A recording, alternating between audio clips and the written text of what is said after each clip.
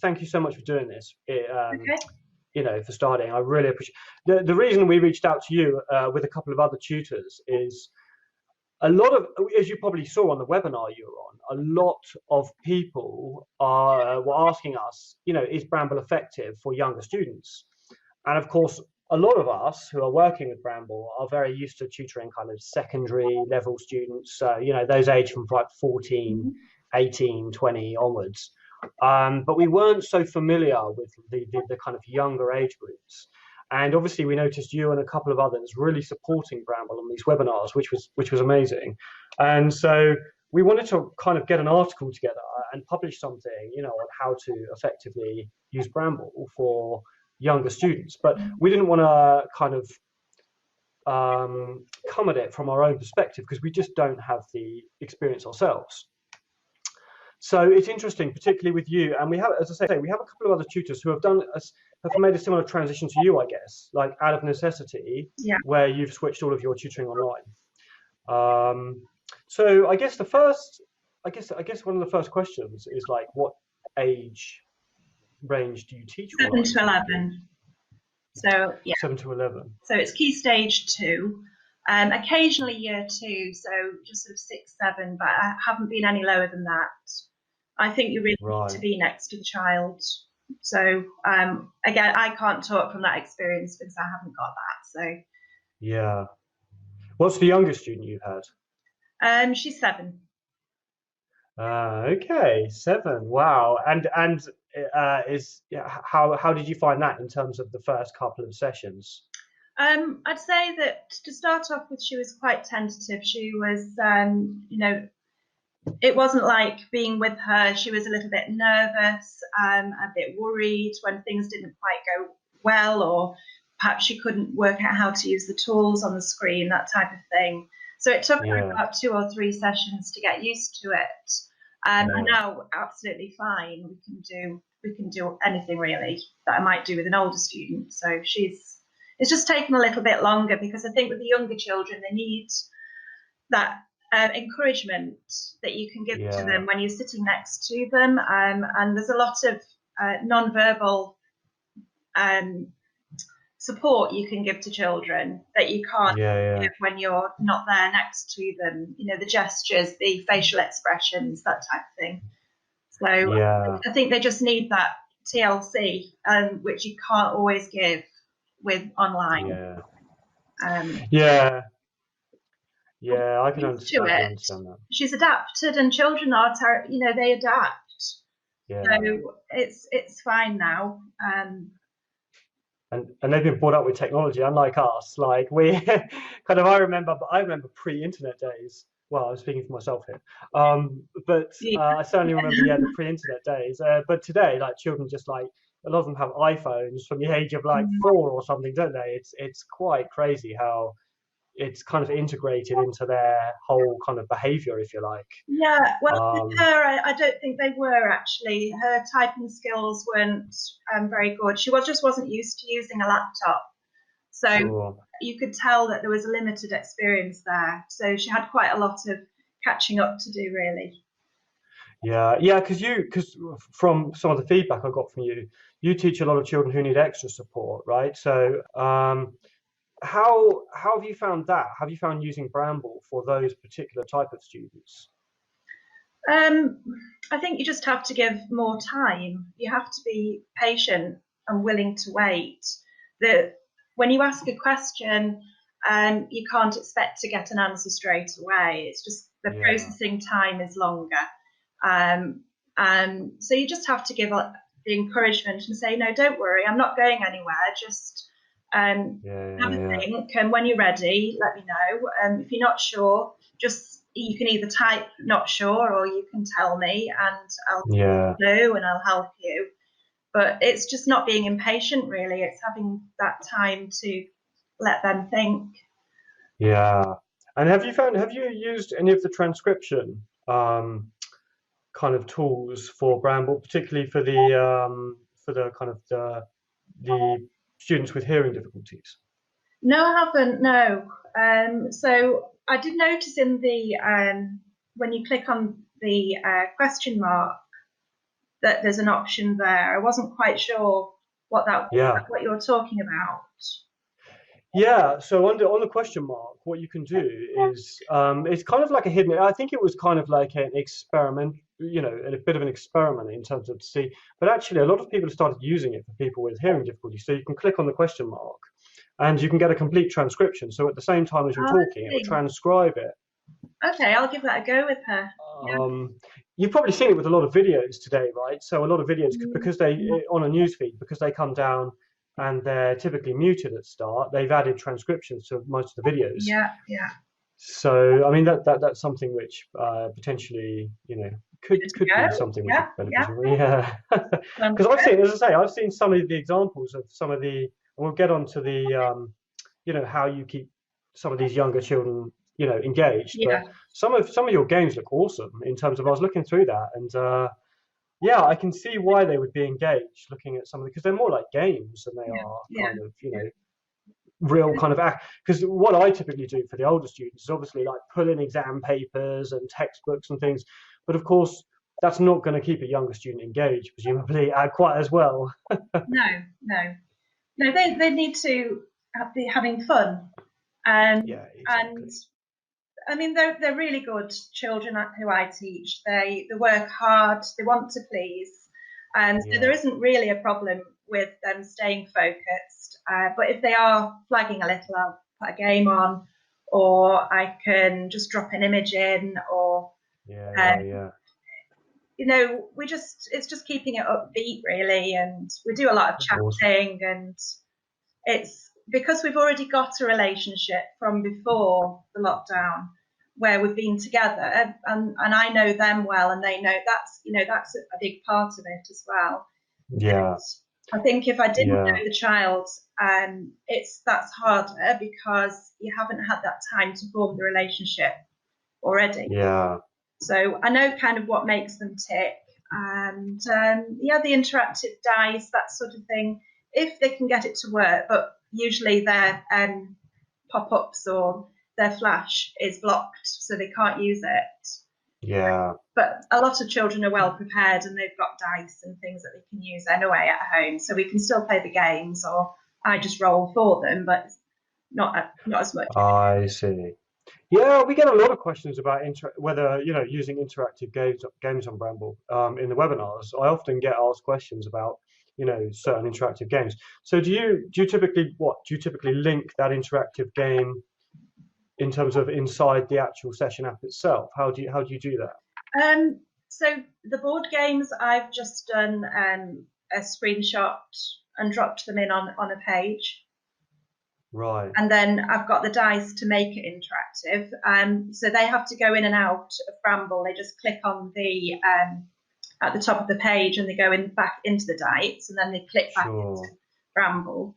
There's things like hit the button, which is a times tables game that they can go out of Bramble and they can use on their screen. I obviously can't see what they're doing, but I can hear every time they get a right answer.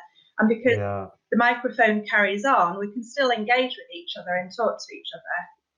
So I think I could probably use things like, I haven't yet done it yet, but I could probably do a YouTube video if I wanted them to see something. I could give them the link on the screen, the Control V, and give them a link, and then they can look at it. I can watch it as well at the same time. Maybe mute my volume, I don't know. But I think there are ways around things. You've just got to be a little bit more creative about how you do it. Yeah, that's what I was noticing from your book. Some of that stuff is really creative, and that's the thing. It's giving people almost like a blank slate to say, hey, here's something that's quite simple to use, has a high level of performance. Go and create what you need to create. That's probably a good segue actually into what actual equipment do you use? I've just got my laptop and my iPad and an iPen, which I already had the iPad and the iPen anyway. So my initial difficulty was how to link the two, and I didn't realise until your webinar that I could just join it independently, but with the sound turned off. So I downloaded Duet, and so I was sort of link. My iPad was physically linked to the laptop, and I was able to draw on the screen using it. But it's so much better now. I don't think in your explanations of how to use Bramble, I think you could probably do with a section on that, because I looked everywhere, I couldn't find that advice. For the second device? Yeah, how to pair it up. Just as simple as maybe it's too obvious, but it wasn't obvious to me that I could just go in to the room. I could just join the room with my iPad and use it that way. Get you, yeah. It is a great concept, being able to add it. So, for example, I've got a second device here that I typically use to draw on my Surface. I've got a like a Surface Pro, and I typically use a touchscreen. So I'll just use a stylus, and I'll always connect. I'll always have my main computer, and then I'll connect with that just on silent. And it's great to use a second device like that, I think. Yeah.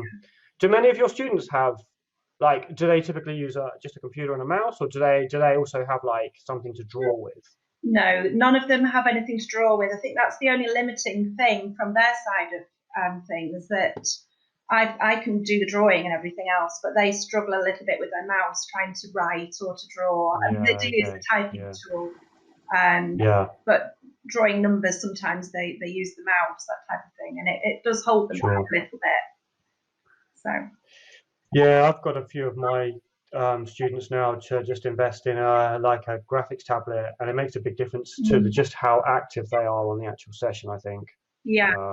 I think if it were to carry on, if I were to carry on teaching certain pupils online, and I probably will because of distance, I was travelling quite large distances before, and I think for pupils now, what I'm going to do is offer online instead.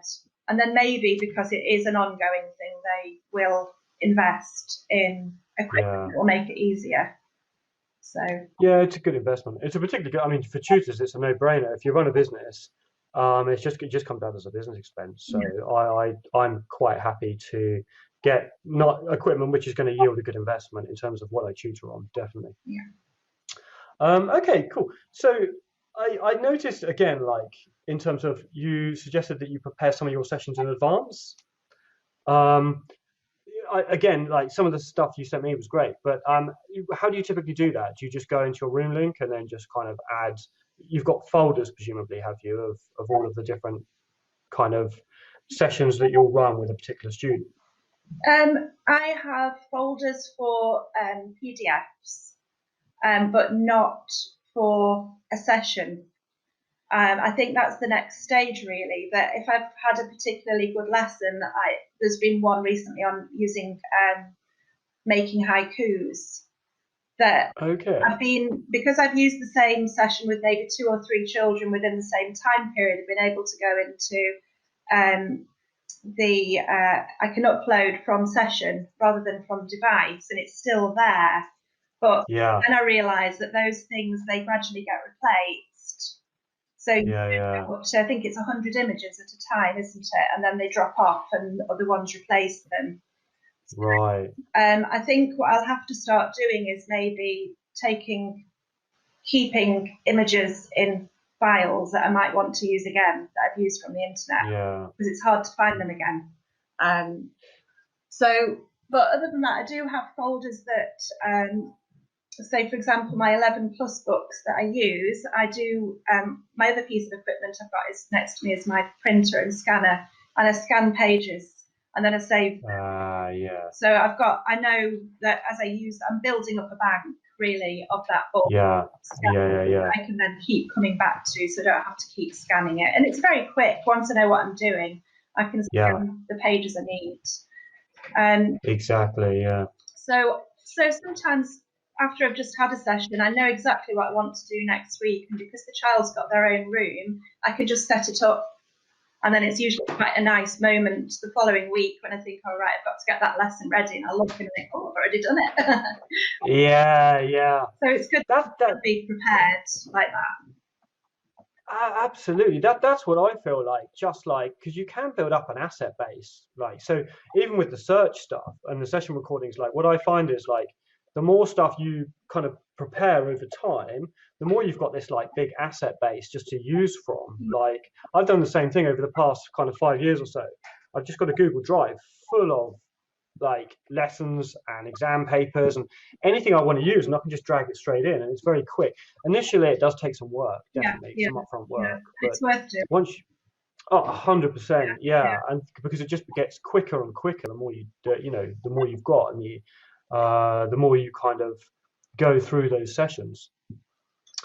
Okay, have you got any of those actual? One thing we could do. Have you got any of those examples? You sent me some examples. Have you got some examples you can load into Bramble? So this, the picture, I always have that at the start, so it's something recognisable. The child's not seeing me, but they're seeing something that's recognisable every time. Yeah, that's awesome. Um, Yeah, that's a really good idea. so that's one I've used this week. We're doing a bit of creative writing. So I created a vocabulary wheel that we could do some writing from, and I had this type of thing to go with it. Oh, awesome. So I discovered that I could do a lot of typing outside because the typing tool's quite primitive, isn't it? In terms of, the style and making a style or a font that's child friendly. So I discovered if I went into PowerPoint and just put in a text box and typed, I could make it how I liked it and how I knew it would work for the child. Yeah, I like that. I really like that. And then I had a picture of this was about a little bird sort of hatching out of its shell, and I think the final resource I had was a word bank as well that they could choose words from and drop them onto, or they could type them into the vocabulary Sure. and create a nice piece of writing. It was all about making structured sentences and treating it like a jigsaw and trying to make it a little bit more fun to do for the children who struggle with that type of thing. I've got children who've got memory difficulties as well, who they've got quite short-term memory. So I'm doing things like Kim's Game. So just put in some pictures and give them a minute to try and remember them, and we've talked about how to make a story out of them, and then we'll go on to the next page and they'll try to remember the objects in order. That's a great idea, of course. Yeah, because I remember doing those in class actually, in terms of like trying to build short-term working memory. And you would look at things for like 30 seconds or something, or a minute. Yeah. And then you would go away and hide them or something. But of course, that's a great idea. In terms of being able to do it online. You can't peep unless you know that they're peeping because you can see them looking. So. Exactly, you can see if they're switching the page. So it's a little bit sneaky, that one, but it seemed to work quite well. I was quite pleased when I hit on that one with a particular child. Yeah. I was reading through her pet, and it was talking about memory, and it just seemed like a good one to try.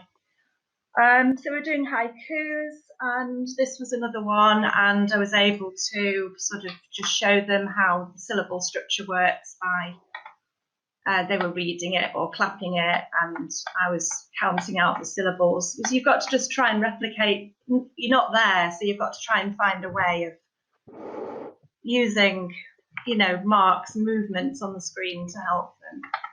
Absolutely, absolutely. So let me see if I can jump in on this. Didn't you do a snakes and ladders type one as well that I was looking at? Yeah, that's just from, I managed to just copy and paste that. There's loads and loads of blanks if you look in images and just put in, if you just type in game board blanks, that type of thing. So there's loads of type of thing in there. I don't know if I've got that in here. It depends. Yeah, I don't.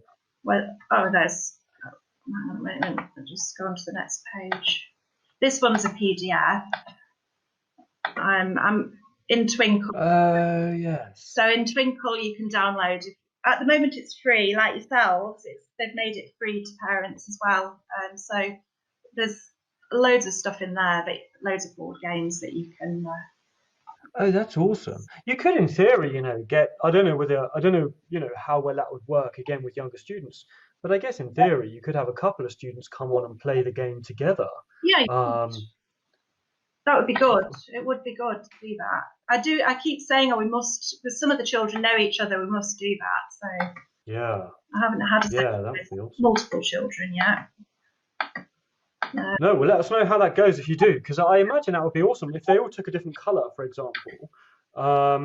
Then they could just, you would know who was kind of, I guess, writing at the same time. Yeah. So what challenges have you found with tutoring like younger students, would you say, in terms of doing some of these? Are you able to keep their concentration for long, or is it something you have to work on in terms of some of these interactive games? I wouldn't do longer than an hour, and I've got one child who I only do half an hour with at the moment because of the focus time. I think that I haven't discovered that there's been a problem so far with an hour. It does seem to work quite well. Initially, when I started using Bramble, it felt like a long time for me, but because lessons have always been very quick. Normally children say, "Oh, that went quickly. Oh, I didn't realise." How did that happen? But I found it a lot longer in Bramble because you're so focused on the screen, and there's nowhere to go. You've got to just stay focused. But I've got used to it, and they seem to have got used to it as well. So interesting thing you mentioned on on the focus and the hour online. I actually kind of time. Well, you get the session recordings, don't you? And it tells you how long you've been online for. And actually, a home session, typically you'd be doing 35, 40 minutes. By the time you've got in, unloaded your bags, done all of that stuff, the meet and greets. The actual session times were far lower than when you have an online session, when you're straight into the session and you get pretty much an hour or an hour and whatever it is. Almost all of my sessions are over an hour. And so there is definitely more learning time in there, I think. There is, yeah. I'm not really very good at sticking to an hour. And I'm worse when I'm with the child in the home, actually, because sometimes it will go on for an extra 15 minutes and then I'm rushing to get to my next session. So it saves a lot of time. I've not got the driving anymore, so I'm not getting stressed by the traffic. And you can use that journey time to plan as well. But I'm also able to be a little bit stricter about when we stop the lesson because I'm keeping a better eye on the time. So we do, perhaps we'll do about an hour and 5 minutes, that sort of thing. I'm better at sticking to the time, whereas before I'm not a very good keeper at all. Well, that's one of the huge benefits. Like I read a benefits article in terms of online tutoring, and one of them, of course, is like not having to travel, not being stuck in traffic and turning up like 10 minutes late. You've got no real excuse, I guess, online. You do have the connection issue if someone has a bad connection, but that apart, like really in terms of you can be teaching from a coffee shop, you can be teaching from Thailand, you can be and I really love that aspect of it. As long as you've got a good internet connection, you're kind of good to go with whatever you've got. I've even been able to do it from my mother-in-law, who said she has dementia and I have to go over twice a day now and do caring. And she doesn't have an internet connection, but I found that I can run my iPad through my phone. I can just piggyback off my phone connection, and that is good enough for me to run a lesson off my iPad, which was but it worked really well. You know what? We had someone reach out to us a little while ago when we were getting some feedback, kind of some of the top users on Bramble, and he was saying that he actually had quite a chronic illness, which meant that he could no longer do his teaching job in person. And so it was like like a lifeline for him, really, because he was able to continue his work, but just online. And now we've all been kind of almost forced into that situation with what's going on. So it's been a very quick transition, I think. And I don't think things will necessarily all revert back. I think they're, obviously kids will end up going back to schools and things, but I think a lot of tutors will actually, now they've actually made the transition online, will actually say, hey, now we've kind of gone through this new learning stage. It's a good idea to continue it. Yeah, definitely. Because it's always a resistance to new. Right. Okay. Well, thank you so much. Like, I won't keep you too much longer. But I really appreciate your time. Honestly. So it's good to talk about it. Actually, you just get on and you do what you do at home and you do the best you can do. But it's actually really nice just to chat with you and to have certain things confirmed that maybe what I'm doing is okay and to keep on that kind of thing. So yeah, it's good to get that reassurance. Yeah, awesome. Well, how long has it been now? How long has it been since you were online again? Is what, 6 weeks or so? 4 weeks? Yeah, I'm having my 80th session this week. Yeah. Oh, I'm up to 80 lessons now. I've counted them all up because I keep them all in my library and delete anything that's not a proper session. So I'm up to 80 now. Oh, that's amazing. Oh, fantastic. Congratulations. Yeah. You must be getting quite good at it in that time then. Well, I don't know. I should be, shouldn't I? I hope so. I'm getting better at it, I think. Maybe it doesn't worry me as much as it might have done at the start because you're a bit more relaxed, aren't you? So. Wow, 80 sessions, and that's what, from the 14th of March? Yeah. Oh, fantastic. Okay, well, awesome. You'll probably end up on like a top tutors list at some point. Well, it's crazy. Yeah, we have like it's great to see though people just kind of jumping on and just getting straight into it. In terms of like taking to it. So presumably you found it quite simple in terms of the transition online, in terms of using the software. It was easy to use. That was the thing I liked about it. It was just very intuitive, really. And you could just then what you have, you can just adapt and work with it and find ways round. I think the harder thing at the beginning was, how do I get this on the screen? And I couldn't do my Word documents, but then I think that the light bulb flash was when in your webinar you talked about doing screenshots, and I'm like, oh, why didn't I think about that? Now I can do that, and I can drop a screenshot into a Word document, crop it, make it bigger, and put it back in again, and I've got something to work with. So. Well, thank you. I mean, even the support on the webinars, because obviously we get a lot of questions regarding this. That's one of the reasons we're kind of trying to understand the younger demographic online a little more. I think it's brilliant. I'm very grateful that you're there and you've created this, that it isn't just, I haven't got Zoom to rely on, thank God. Yeah, no, exactly. That would have been the alternative probably. Although there are a few alternatives, but what I love is that this really has been built like specifically for teaching, and that is the big difference in tutoring online. That's the one thing with web conferencing tools. They do a job, but they do a job for chatting online, not so much teaching online. I don't think they've tried to kind of, some people use those to kind of.